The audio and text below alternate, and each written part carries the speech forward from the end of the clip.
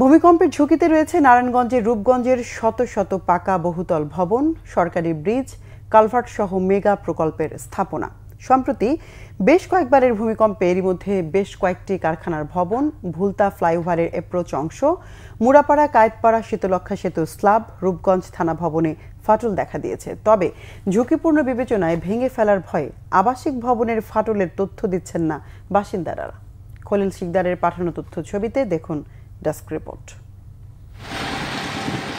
গত শুক্রবারের 5.7 মাত্রার ভূমিকম্পের উৎপত্তিস্থল ছিল রূপগঞ্জ উপজেলা সংলগ্ন নরসিংদীর ঘোড়াশালে। এতে তীব্র ঝাঁকুনির প্রভাবে দেশের অন্যতম মেগা প্রকল্প ভুলতা ফ্লাইওভারের গোলাকান্দাল ঢাকা বাইপাস সড়ক মোড়ে অ্যাপ্রোচ অংশে ফাটল দেখা দেয়। এছাড়াও রূপগঞ্জ থানা ভবন সহ উপজেলার আবাসিক এলাকায় পুরাতন প্রায় অর্ধশত ভবনে ফাটল দেখা দিয়েছে। সম্প্রতি একটি কারখানা ভবনে ফাটল দেখা দিলে শ্রমিকদের মধ্যে আতঙ্ক ছড়িয়ে পড়ে।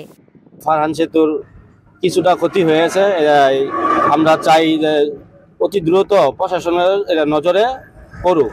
কিন্তু অনেক জায়গায় ফাটল দিচ্ছে এবং চাকলা উঠে গেছে, তবে এটা তদারকি করা দরকার। যে ভবনগুলো ফাটা দিছে বা যে প্রতিষ্ঠানগুলো ফাটা দিছে সেগুলো যাতে নির্দিষ্ট করে যাচাই করা হয়। ভূমিকম্পের পরে এই ফাটলগুলির পরিমাণ বেড়েছে এবং আমরা এই ব্যাপারে ঊর্ধ্বতন কর্তৃপক্ষকে অবহিত করেছি।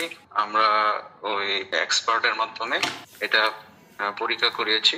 আপাতত বসবাস করার উপযোগী আছে এখনো।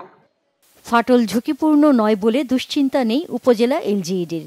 তথ্য পেলে ঊর্ধ্বতন মহলকে জানিয়ে ব্যবস্থা নেওয়ার আশ্বাস দিয়েছেন তারা।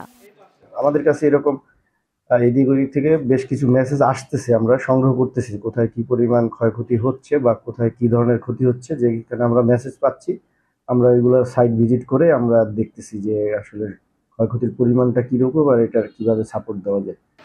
এদিকে রূপগঞ্জের জলাশয় ভরাট করে আবাসন কোম্পানির দৌরাত্ম্য, বিল্ডিং কোড না মেনে ভবন নির্মাণ, আগাম সতর্কতা না থাকায় জনগণকে সচেতন হবার পরামর্শ দিয়েছে দুর্যোগ প্রশমন বিভাগ।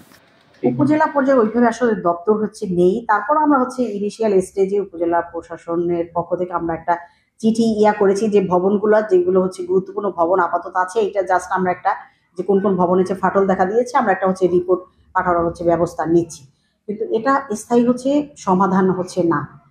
জলাশয় ভরাট ও অপরিকল্পিত আবাসন ভবন নির্মাণ করায় ভূমিকম্পের ঝুঁকি আরও বাড়বে বলে মনে করেন নাগরিক সমাজ। তাই শিগগিরই এ থেকে পরিত্রাণে সঠিক পদক্ষেপ নেয়ার দাবি তাদের। Bangla vision news desk.